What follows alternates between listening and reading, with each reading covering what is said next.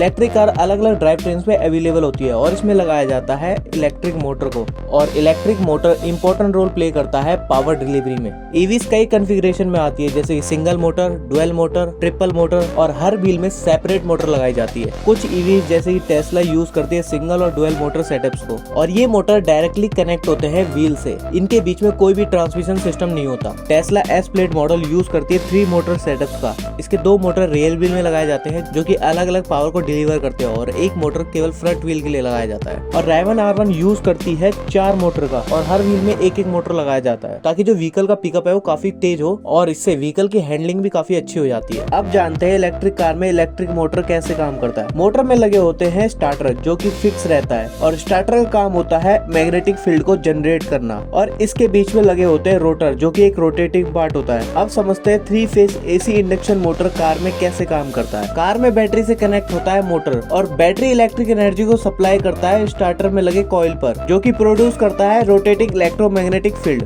जिससे कि रोटर घूमने लगता है। और इन रोटर पे लगे होते हैं रोड जो कि कार के गियरिंग सिस्टम से कनेक्ट होते हैं, और जब ये रोटर घूमता है तो गियरिंग सिस्टम भी घूमता है, और उसके साथ साथ फिर टायर भी घूमने लगते हैं। ऑटोमोबाइल इंडस्ट्री कई तरह के मोटर्स का यूज करती है, जैसे कि brush DC motor. Brush DC motor एक सिंपल टाइप का मोटर होता है। इसमें लगे होते हैं ब्रशेस जो कि ट्रांसमिट करते हैं करंट को मोटर वाइंडिंग में, और मोटर वाइंडिंग कनेक्ट होते हैं कम्यूटेटर से। इस तरह के मोटर मैक्सिमम टॉर्क प्रोड्यूस करते हैं लो स्पीड पर। और इसके डिसएडवांटेजेस के बारे में बात करें तो इसका जो एफिशिएंसी होता है वो लो होता है, और ये मोटर काफी बल्की स्ट्रक्चर के होते हैं। और फिएट पांडा इलेक्ट्रा में इस तरह की डीसी मोटर का यूज करा गया था, ब्रशलेस डीसी मोटर। इस तरह के मोटर में ब्रशेस और कम्यूटेटर्स नहीं होते, और इसको इलेक्ट्रॉनिक्स ड्राइव सर्किट का यूज करके चलाया जाता है। और इस मोटर को एक तरह से मेंटेनेंस फ्री मोटर कह सकते हैं। अगर इसके एडवांटेजेस के बारे में बात करें तो हाई स्टार्टिंग टॉर्क होता है, और इसकी जो एफिशिएंसी होती है वो लगभग 95 से लेकर 98% तक होती है। ब्रशलेस डीसी मोटर को सबसे ज्यादा स्मॉल कार में यूज करा जाता है। और इसके डिसएडवांटेजेस के बारे में जाने तो इस मोटर की शॉर्ट कांस्टेंट पावर रेंज होती है। जैसे जैसे मोटर की स्पीड बढ़ती है तो इसका टॉर्क भी डिक्रीज होने लगता है। और इस तरह के मोटर का यूज करा गया था टोयोटा प्रायस में परमानेंट मैग्नेट सिंक्रोनस मोटर। इस मोटर में परमानेंट मैग्नेट होता है रोटर पर, और ये मोटर ब्रशलेस भी होते हैं। इस तरह के मोटर में हाई पावर डेंसिटी और हाई पावर एफिशिएंसी होती है, और ये मोटर काफी एक्सपेंसिव होते हैं अदर मोटर के मुकाबले।